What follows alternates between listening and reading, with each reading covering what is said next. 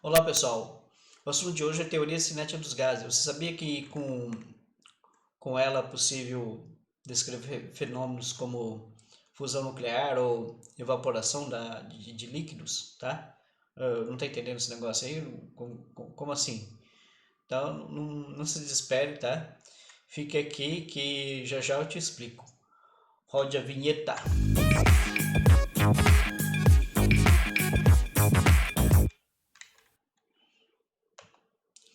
Olá, professor Daniel da Unimat. Antes de mais nada, não deixe de dar o seu like, que assim você colabora com o canal, tá? Então vamos ao que interessa. Teoria cinética dos gases. Teoria cinética dos gases. Tá aqui o assunto, tá? O título, tá? Aí começa o que é física. Teoria cinética dos gases, ela ela compreende um conjunto de fenômenos que faz conexão da física microscópica com a física macroscópica, tá? Então, a física microscópica é o quê? É o conjunto de movimento de partículas, átomos, moléculas, e essa conexão com a física macroscópica que envolve o quê? Temperatura, grandezas como temperatura, pressão, tá? Então, por aí já dá para ver que ela tem inúmeras aplicações, não só na física, como em outras ciências. Então, continuando, a primeira coisa para se entender é o número de Avogadro. O número de Avogadro é o número que um conjunto de amostra de uma determinada substância, tá? Tal como, por exemplo, átomo de carbono, né? Então, um mol tem 12 gramas de átomo de carbono, mas quantos átomos possui, quantos átomos de carbono possui um mol, tá? Um mol ele vai ter 6,02 vezes 10 elevado a 23 átomos de carbono, tá? Mas cada mol tem um peso diferente. Então, e o interessante é que o peso do respectivo átomo é numericamente igual ao peso em ao peso atômico do elemento, tá? Então, por exemplo, do carbono 12, tá? Você tem o número atômico do carbono é 12, tá? Número atômico não, o número de massa, tá? A massa do carbono é 12, tá? Então, é 12 o peso atômico, tá? Então, o seu peso de um mol é 12 gramas, tá? É o mesmo número, só a unidade que é diferente, tá?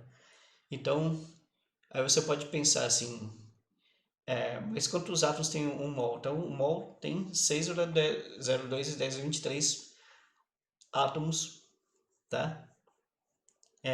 Cada mol, tá? Mas cada mol de uma determinada substância vai ter um peso diferente, vai ser o peso correspondente ao seu número de massa, tá? Então,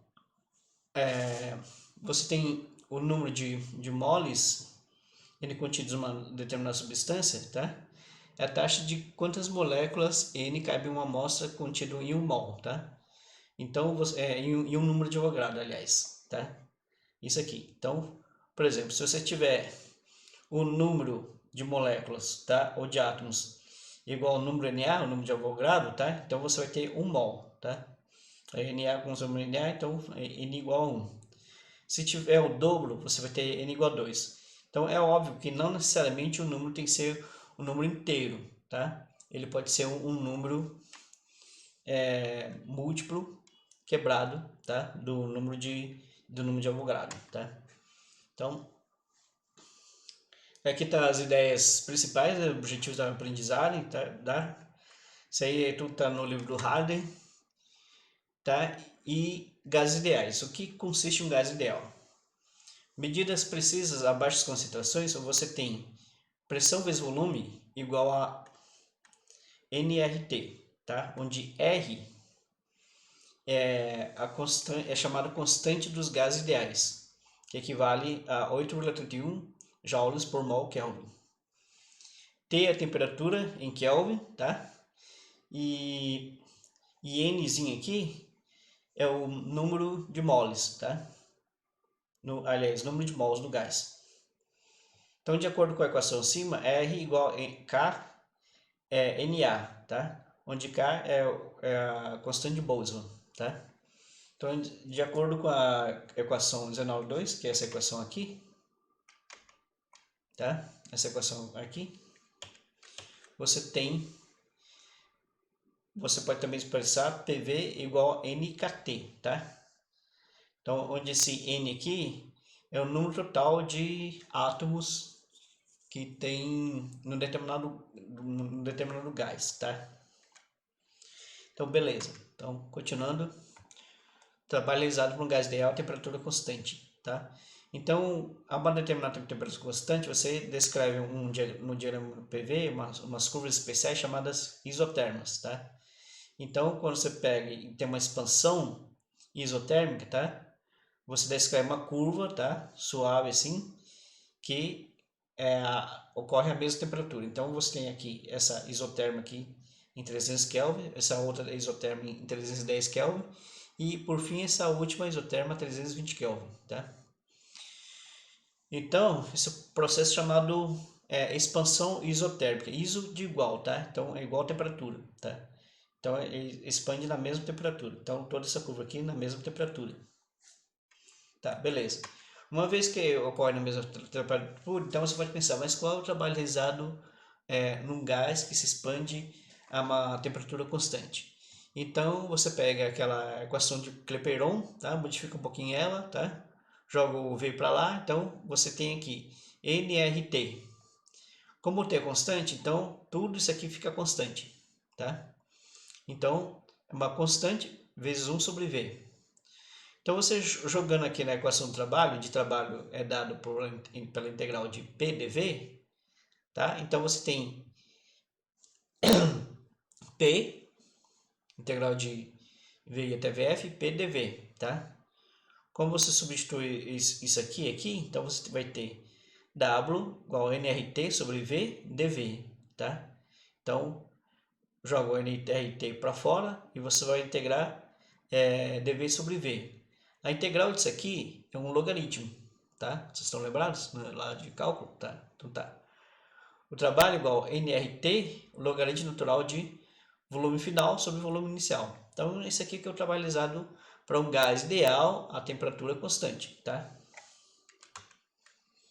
Então, vamos lá. Agora, como fica o trabalho realizado a pressão constante, tá?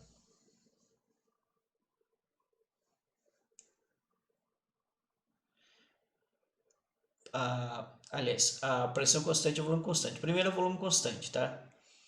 Volume constante, que é isso que eu quis dizer aqui, tá? Volume constante igual a zero. Então, dV igual a zero. Então, trabalho, óbvio, é igual a zero, tá? Processo a volume constante. Se ao invés disso o volume varia enquanto a pressão P do gás é mantida constante, a equação se reduz a W igual a P, que é a pressão constante, vezes volume final menos volume inicial, igual a P ΔV, processo a pressão constante. Exemplo 1901. Um cilindro contém 12 litros de oxigênio a 20 graus Celsius e a 15 atm. A temperatura é aumentada para 35 graus Celsius e o volume é reduzido para 8,5 litros. Qual a pressão final do gás em atmosfera? Suponha que o gás é ideal. Tá? Então, continuando aqui, você faz os cálculos. PIVI igual a NRTI e PFVF igual a NRTF.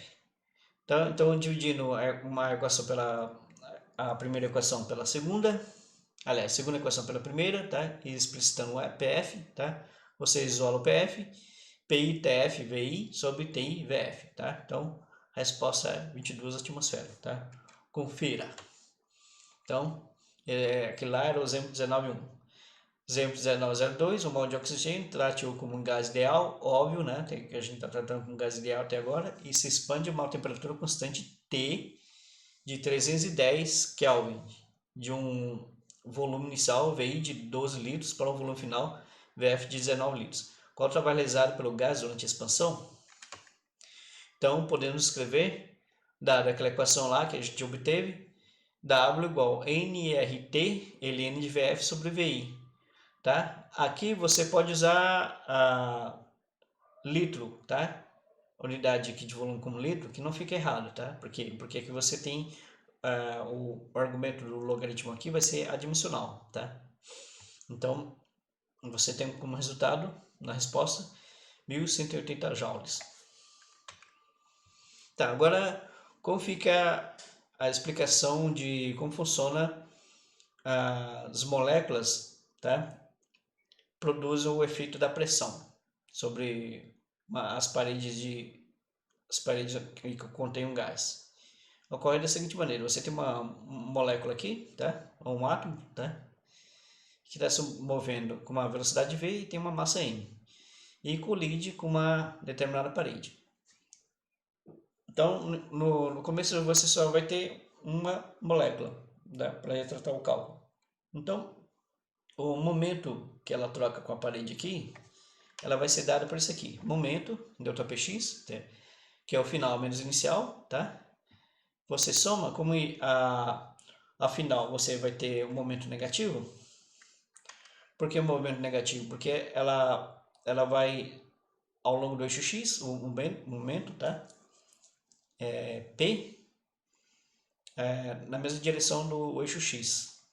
E quando ela volta, tá? Ela volta contra o eixo x, então é negativo, tá? Então vai ser o final é negativo, menos inicial, tá? Aqui é positivo. Então você vai ter, soma esses dois aqui, vai dar um valor negativo, menos 2 mvx.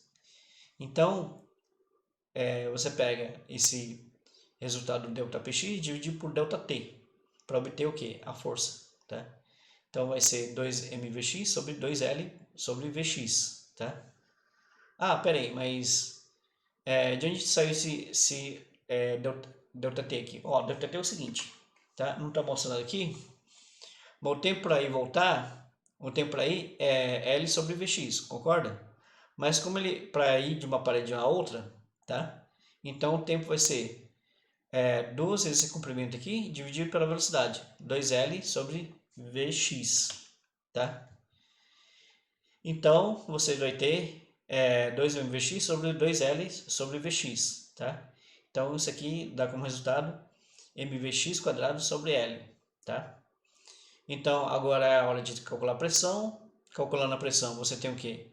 Pressão é força sobre área, tá? A área dessa parede aqui, é óbvio, é L quadrado, tá? Então, você vai ter mv1x quadrado sobre L, mv2x quadrado sobre L, mais mvxn quadrado sobre L, dividido por L quadrado. Então, você tem P igual a m sobre L ao cubo e essa expressão aqui, tá? Só que aí o interessante é o seguinte, se você pegar aqui para N moléculas, você vai ter um valor muito grande. Então, você não tem que calcular isso aqui, tá? Você tem que calcular o valor médio, porque as moléculas não estão batendo na parede todas ao mesmo tempo. Elas estão batendo em tempos alternados, tá? Então, o que você tem? Você vai ter um valor médio dessa expressão aqui, tá? Então, onde N é o número de moléculas existe na caixa. Então, você tem o quê? Para N moléculas, você vai ter N igual a Nzinho vezes Na, tá? Então, vai ser Nzinho vezes Na vezes M, tá? A massa aqui, dividido por L ao cubo, vezes Vx quadrático médio. Ora, esse Vx quadrático médio, quando você tira a raiz quadrada, você obtém essa expressão aqui, ó. Não tá demonstrado aqui, tá? Mas você obtém essa expressão aqui. V de RMS, RMS significa root, mean square, tá? O valor quadrático médio da velocidade igual a raiz quadrada de 3RT sobre M, onde M é a massa molar, tá? Então, com essa expressão aqui, você pode obter o volume, aliás, a velocidade quadrática, tá? De diversos gases. Então, por exemplo, do hidrogênio, do hélio, do vapor d'água, tá? Do oxigênio, do nitrogênio, oxigênio, dióxido de carbono, tá? dióxido de enxofre, tá? Então você observa o seguinte: quanto menor a massa, tá? Maior vai ser a sua velocidade quadratica média, tá? Então, a velocidade quadratica média ela vai ser o inverso da massa, tá? Como tinha que ser, porque você mantém a pressão, o momento, então se você diminuir a massa, não tem que aumentar a velocidade, porque a pressão ela não vai depender do tipo de gás, ela vai ser a mesma, tá? Se o gás é uma determinada temperatura, olha aqui, ó. Tudo para uma determinada temperatura, tá? Você vai ter o quê? A velocidade, a velocidade vai ser diferente, tá? Para cada gás. Mas com a massa, tá? Você vai ter, para uma determinada temperatura, tá? Você vai ter valores iguais, tá? Então, algumas velocidades quadráticas médias, tá? A temperatura de 300 Kelvin, tá? Beleza? Então, continuando. Se a gente pensar agora, em vez de da pressão, pensar na energia cinética, tá? Energia cinética de translação, como que ela vai ser em função da temperatura? Então você vai ter o seguinte: você vai ter energia cinética média, tá? Vai ser meio de mv quadrado médio, tá? Então você vai ter aqui, você vai ter meio de mv quadrado de RMS, tá? Então, substituindo o valor daquele negócio lá valor do anterior do V de RMS, tá? Que é isso aqui, você obtém isso aqui, meio de M3RT sobre M, né? Onde M aqui é a massa molar. Entretanto, M sobre Mzinho é a massa molar dividido pela massa da molécula, é simplesmente o número de Avogadro, tá? Então você pode ter simplesmente velocidade quadratica, energia cinética média, 3RT sobre 2NA. Que você pode reescrever isso aqui, K, usando K igual R sobre NA, tá? Você obtém aqui a energia cinética média, tá? De um gás, igual a 3,5 de kT, onde esse K aqui é a constante de Boltzmann. Então, primeira propriedade, né? Propriedade. Em uma dada temperatura T, todas as moléculas de um gás ideal, independente de suas massas, têm a mesma energia cinética de transição média, 3,5 de kT, tá?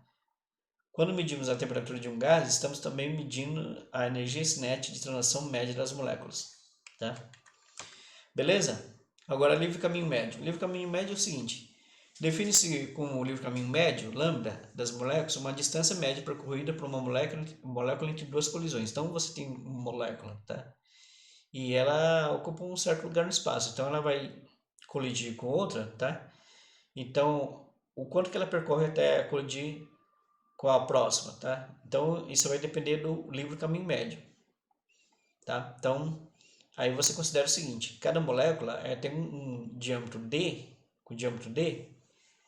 Quando você junta duas moléculas, tá? O volume de exclusão dessa molécula é como se tivesse uma esfera maior de diâmetro 2D, tá? Que ocupa todo esse volume. Agora, quando você pega uma molécula se movendo em uma determinada direção, então é como se ela tivesse ocupado um espaço 2D aqui e propagado uma velocidade v vezes delta t. Tá, então, fazendo as considerações aqui, é possível descrever um modelo, tá? Escrever um modelo matemático que te dá o livre caminho médio, que é dado por isso aqui. 1 sobre raiz quadrada de 2 vezes π vezes d quadrado n sobre v. Beleza? Então tá. Teste 3. O mol de um gás A, cujas moléculas têm um diâmetro 2d0 e uma velocidade média v0, é colocado em um certo recipiente. Um mol de um gás B, cujas moléculas têm um diâmetro 0 e uma velocidade média 2v0, as moléculas do gás B são menores e mais rápidas. É colocado em um recipiente igual. Qual dos gases tem a maior taxa de colisões? Tá? Então, pessoal, deixa isso aqui para vocês fazerem lá, lendo o livro do Halley, tá? Deixa como tarefa para vocês. Esse aqui é o teste 3. Tá? Tem lá a resposta. Beleza? Então, agora, quando você pensa em teoria cinética dos gases, então, logo uma coisa que vem à mente, que não pode deixar de existir, é claro, né? É a distribuição das velocidades das moléculas. Então, como as moléculas estão se movendo em várias direções, tá? Alternadamente, e tem uma colisão com as paredes, tá? Então elas trocam de velocidade. Então uma hora uma molécula tem uma velocidade lenta, outra está com uma velocidade rápida, tá? Então você tem uma distribuição das velocidades das moléculas. Então você fazer uma curva, tem uma curva de uma distribuição de probabilidade, tá? Que é a distribuição de probabilidade das moléculas. Então essa distribuição de velocidade é dada por isso aqui, P de V, tá? Onde P é a probabilidade de uma determinada molécula de velocidade V igual a 4π vezes m massa molar 2π RT elevado a 3 sobre 2 vezes V quadrado exponencial de menos mv quadrado sobre 2RT, tá? Onde é dado isso aqui, tá? Então, qual a ideia principal? Que é a área sobre a total da curva é integral de 0 até infinito, P de V dV igual a 1. Toda a área é igual a 1, tá? Agora, se você quiser saber qual a probabilidade de você, ou seja, a probabilidade de você encontrar todas as todas as velocidades de uma determinada gás, tá? De todas as moléculas, tá? Então é igual a 1, tá? Então você fez uma somatória, ou seja, 100%. Agora, quando você pega uma fração, tá? Essa fração ela vai de V1 até V2, ou seja, da velocidade 1 até a velocidade 2, tá? Um trecho pequeno. Então, esse trecho pequeno, essa fração, ela vai ser desse trecho de P dV, tá? Então, você vai pegar um trecho pequeno nessa distribuição de velocidades. Então, você vai ter uma fração nessa distribuição, tá? Agora, com isso, definimos a velocidade média, velocidade quadrática média e velocidade mais provável. Então, velocidade média, você vai ter pega a sua função de distribuição, integral de 0 até infinito, PdV. Você não tem PdV, tá? Agora, quando você pegar a média, você simplesmente pega o seu V e coloca aqui dentro. E multiplica por essa expressão. Aí você vai obter o seu V médio, tá? Em que resulta em V médio igual a raiz quadrada de 8RT sobre πm. Tá, e tem outras grandezas que você pode pegar, tá? Por exemplo, a média dos quadrados da velocidade, ou V quadrado médio, tá? Então, é dado por integral de 0 até infinito, tá? 0 até a velocidade infinita, V quadrado P de V dV, tá? Então, substituindo PV por seu valor pela equação 1927, tá? E mostrando a integral 16 da lista de integrais do apêndice, e obtemos V quadrado médio igual a 3RT sobre M, tá? Daí, V de RMS igual a raiz quadrada de 3RT sobre M, onde a M aqui, novamente, é a massa molar, tá? A velocidade mais provável, P, é a velocidade para a qual PV é máximo, tá? Para isso, fazemos dP dV igual a zero. Então, quando você pega, você tem um pico da sua distribuição, você tem um negócio tipo boca de sino, tá? E você tem um pico. Nesse pico aqui é onde você tem a velocidade mais provável, tá? Então é dado para essa expressão, que é a raiz quadrada de 2RT sobre M. Então vamos ver quem aqui nessa curva aqui. Por exemplo, o V médio é esse aqui, ó, nesse ponto aqui, tá? Na distribuição de velocidades. O V de pico é esse aqui, ó. Aliás, o V mais provável é P, tá? O V mais provável é isso aqui, essa velocidade aqui. E, por fim, o V de RMS é esse aqui, ó, tá? Agora, quando você quer saber uma determinada fração de uma faixa de velocidade, que vai de V1 até V2, então você faz essa faixa aqui, integra essa área, tá? Então você obtém aqui P de V dV, tá? Tá, beleza. E tem mais uma coisa que vale ressaltar aqui. Por exemplo, aqui você tem duas curvas. Uma curva, tá, de distribuição de velocidades, tá, de um gás, tá? De um gás a temperatura de 80 Kelvin. E você tem outro de um gás a temperatura de 300 Kelvin, tá? O que acontece aqui? A curva ela se desloca, o pico aqui, o V mais provável, tá? Para altas velocidades, o que era esperado. Conforme você mais aumenta a temperatura, mais a velocidade média e a velocidade mais provável das moléculas, tá? Aumenta, tá? Então você vai ter um aumento da velocidade das moléculas, tá? com aumento da temperatura. Tá, e por fim, tá aqui, ó, a resumo. V médio, raiz quadrada de 8RT sobre πm, tá? Velocidade média. Velocidade mais provável, 2RT sobre m. E velocidade RMS, raiz quadrada de 3RT sobre m, tá? Tá, mas para que serve tudo isso, tá? Então, e aquele negócio lá que eu coloquei lá no comecinho do problema. Não, aquelas perguntas que eu coloquei lá no comecinho, tá? Esse aqui, ó, por exemplo, um líquido por que ele evapora, tá? Um líquido evapora porque você tem lá, você sabe que um líquido ele transforma de líquido para vapor, mas tem um processo de ebulição. No entanto, um líquido que você coloca uma água num copo, por exemplo, e deixar ele ao ar livre, no sol quente, né? E se ninguém for derramar ou nenhum animal for beber aquela água lá, então aquilo lá evapora, tá? Então aquele líquido evapora, tá? Mesmo a temperatura próxima à temperatura ambiente, tá? Por que isso acontece, tá?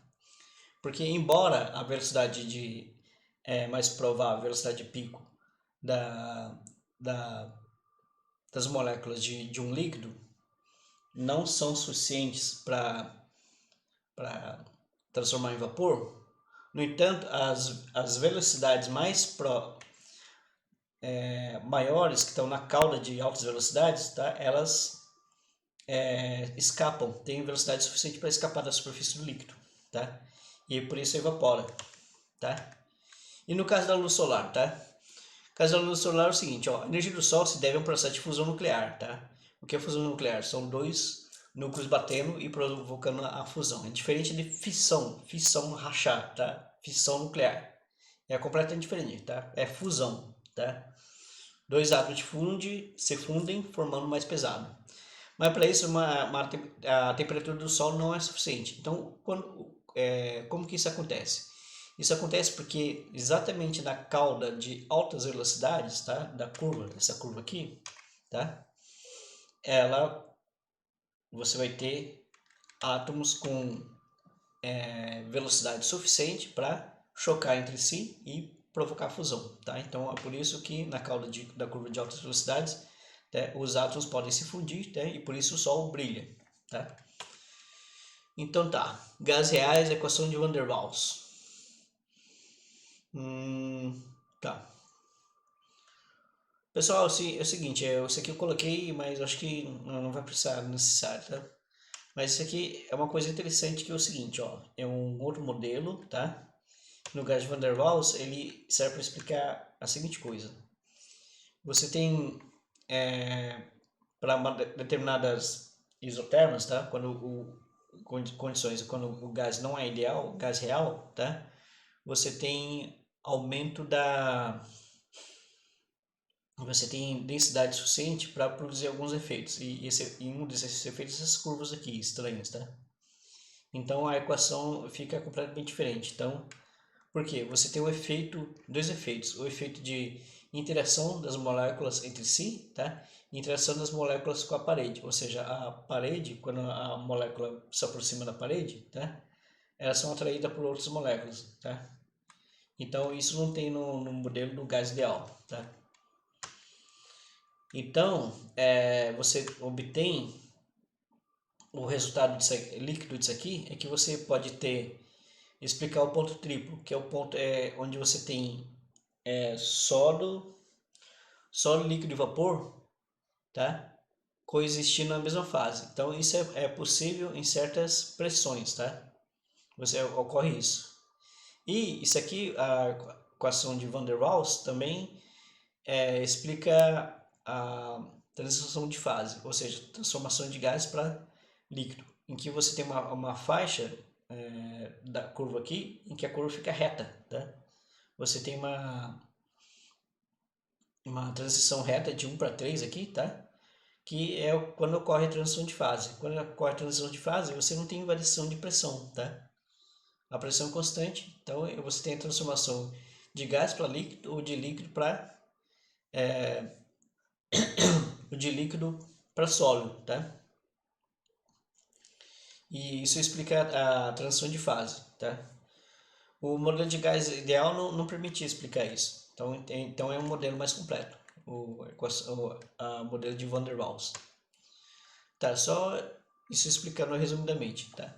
Agora, o mais importante aqui não adianta nada saber tudo isso aí sem você entender o calor específico molar a volume constante. Então, por exemplo, para um determinado gás, tá? Você tem a energia interna igual a 3 meio de nRT, tá?